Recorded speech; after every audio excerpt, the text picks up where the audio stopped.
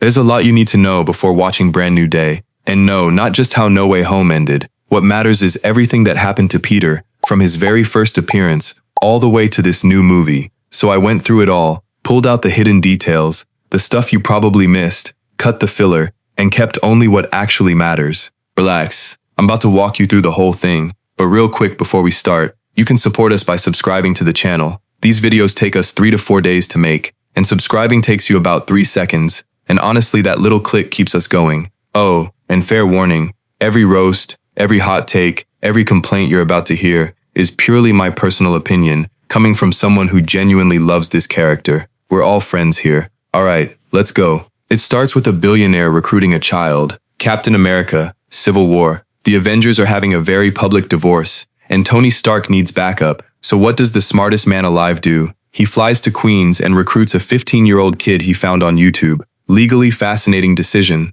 but okay. That kid is Peter Parker, bitten by a radioactive spider 6 months earlier, fighting street crime in a hoodie and swim goggles. Tony hands him a multi-million-dollar suit, gives him the world's most awkward bedroom interrogation, while May makes walnut cake downstairs, and drags him to Germany for an airport battle against Captain America, Winter Soldier, and a giant Ant-Man. And credit where it's due, the kid steals the entire scene. He webs Cap's shield the second Tony yells underoos, yaps non-stop mid-fight like it's a field trip, asks Bucky if his metal arm is real while dodging punches, and takes down Giant Man with a Star Wars reference. 10 minutes of screen time and everybody fell in love. That's how the MCU Spider-Man was born. Not with an origin story, not with an uncle, not with a lesson about power and responsibility, but with an internship. Remember that detail, because it becomes this whole era's biggest problem later. Homecoming. The eager kid era. After the airport high, Peter goes home and waits for Tony to call. The call never comes. So we get Homecoming,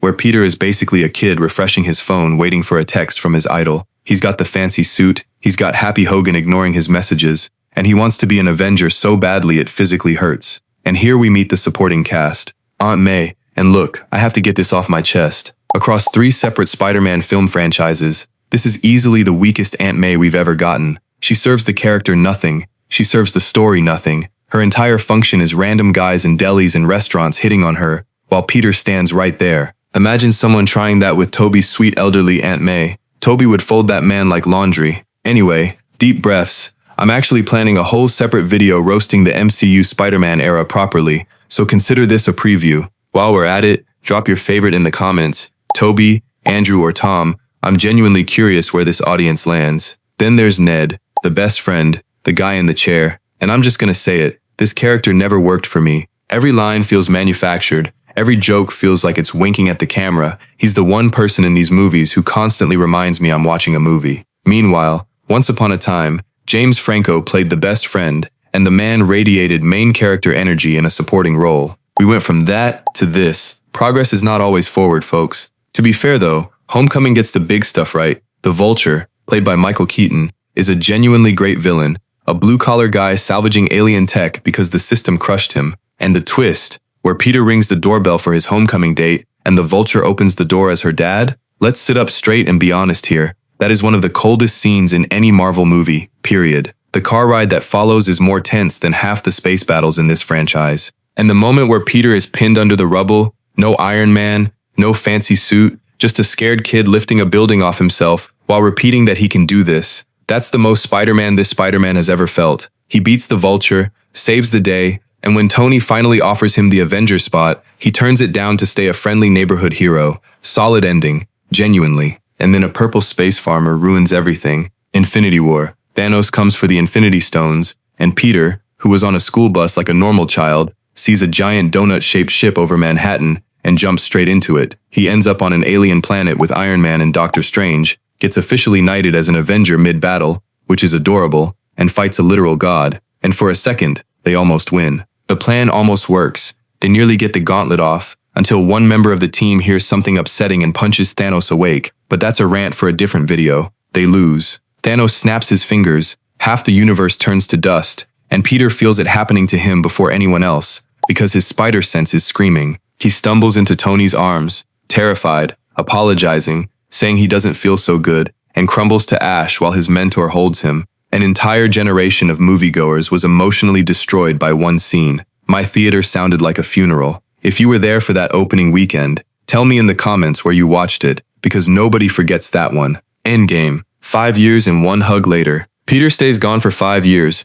The surviving Avengers pull off a time heist, undo the snap, and Peter blips back onto that same alien battlefield, like no time passed at all. He gets the big reunion hug with Tony, fights in the biggest crossover battle in cinema history, and activates instant kill mode, which remains gloriously violent for a kid's favorite. But hey, they were aliens. It's fine. And then he watches Tony Stark, his mentor, the closest thing he had to a father, sacrifice himself to end Thanos for good. Peter's face at that funeral says everything. The kid who just wanted a text back is now standing at his hero's memorial. Oh, and by the way, quick observation. We are now 4 movies deep, 5 if you're counting generously, and the amount of classic Spider-Man swinging through New York skyscrapers we've gotten could fit in a cereal commercial. A big warm round of applause for the entire creative team on that one. Truly, incredible restraint. Whole city of skyscrapers just sitting there. Anyway, Far From Home, the European vacation nobody asked for. So how do you follow the death of Iron Man?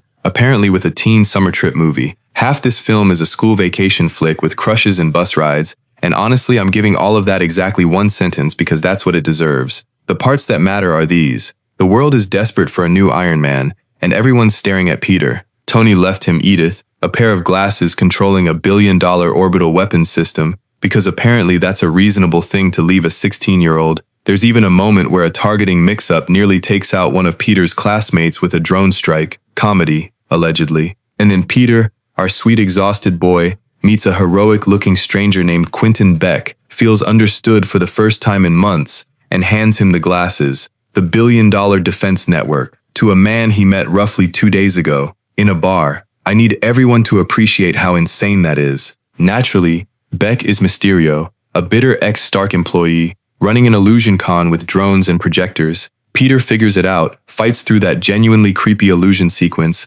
which, credit given, is the best scene in the movie, and stops him in London. But Mysterio gets the last laugh. After his defeat, a doctored video hits the news framing Spider-Man for the attack, and then the actual bomb drops. Mysterio reveals Peter's identity to the entire planet. Full name, face, everything. Roll credits. And Peter's normal life is officially over. Alright, buckle up, because this is where everything you clicked for begins. No Way Home, the masterpiece with the dumbest first act decision in Marvel history. Peter's identity is out. The world thinks he's a menace. Lawyers get involved. MJ and Ned get dragged through the mud, and all 3 of them get rejected from MIT because of the scandal. Real quick on MJ, and again my personal take, this relationship never clicked for me. Zendaya is a talented actress, no argument, but this MJ spends 3 movies looking like she's being held at the relationship against her will. Permanent scowl, zero warmth. If you're that miserable, my dear, release the boy. Let him be sad in peace. Okay, moving on. So Peter, unable to fix his friend's ruined futures, goes to Doctor Strange and asks for a spell that makes the world forget he's Spider-Man. And here comes the scene that lives in my head rent-free. Strange starts casting one of the most dangerous spells in existence, and Peter interrupts him, mid-spell, not once, 5 separate times. Wait, MJ should remember. Wait, Ned too. Wait, Aunt May, while the spell is actively being cast. And Strange, the Sorcerer Supreme, a grown professional, just keeps going instead of stopping. Here's a thought, and I came up with this in about 4 seconds. Say yes to the full spell, walk out of the building, and then go personally reintroduce yourself to May, MJ, and Ned afterward. Done. Movie solved. No multiverse collapse. But no, we needed the plot, so the spell shatters and starts pulling in everyone from every universe who knows Peter Parker's name. And in fairness, what it pulls in is glorious. Doc Ock, from the Raimi films, the Lizard, Electro, Sandman, and him, Willem Dafoe's Green Goblin, who proceeds to steal this entire movie. Peter decides,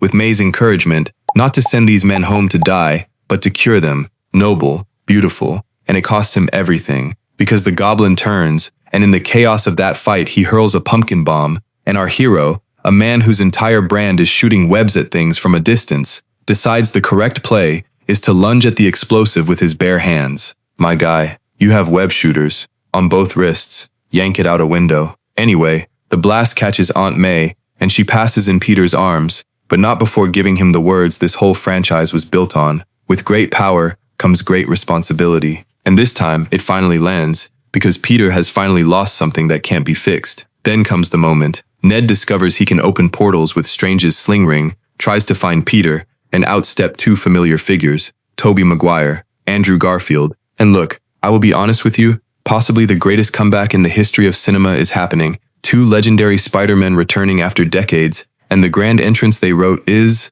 the chubby best friend accidentally opening a glowing hoop in a grandmother's living room. Whoever wrote that staging, and more impressively whoever approved it, greetings from over here. I hope the message reaches its destination. You had one job. Want to hear my version? Goblin defeats Tom's Peter, raises the glider for the finish, and a web line snatches it away. Camera pans up, Toby standing on the rooftop. Andrew swings in a second later, saving MJ from the crossfire. I wrote that just now, in my head, for free, and it's already more cinematic. Anyway, rant over, because once they're actually here, let's sit up and speak the truth. Everything works. Toby being the wise older brother, Andrew getting his redemption by catching MJ mid-fall, the exact failure that haunted his universe, undone. That moment went hard. No notes. I teared up like everyone else. The three Spider-Men cure every villain at the Statue of Liberty, even the Goblin. But the multiverse is still cracking open, and there's only one fix left. Strange must cast the original spell at full strength, erasing not just Spider-Man's identity,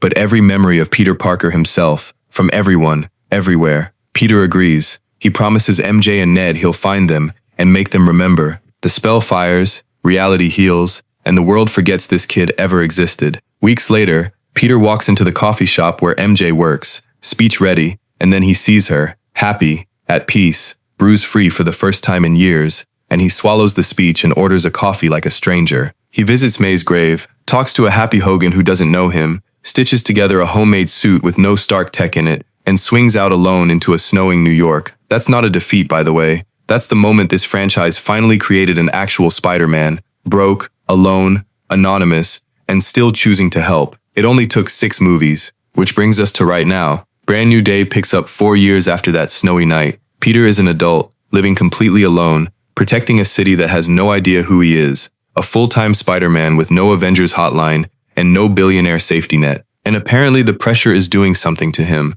because his powers are evolving in ways that should worry everybody. His eyes going fully black, losing control, getting more aggressive, and growing organic webbing straight from his wrists. Toby style, no gadgets required. The lonely kid is changing into something else, and that transformation is the doorway this new movie opens. Oh, and fun little detail for the timeline nerds, all that void madness from Thunderbolts, with people in New York getting swallowed by shadows. Peter was technically somewhere in that city while it happened. Just picture it. You're standing on a rooftop. Why a rooftop? Because the MCU Spider-Man doesn't really do the swinging thing. I'm kidding. And around you people just start vanishing one by one into the dark. This poor city needs therapy. So here's where we leave him. A kid who got recruited into a war at 15, who lost his mentor, his aunt, his identity, and finally his place in every memory of every person he ever loved, who gave up literally everything, and then got up the next morning, sewed himself a suit, and went back to work anyway. Say what you want about how this era handled him, I certainly have, but let me be clear about one thing.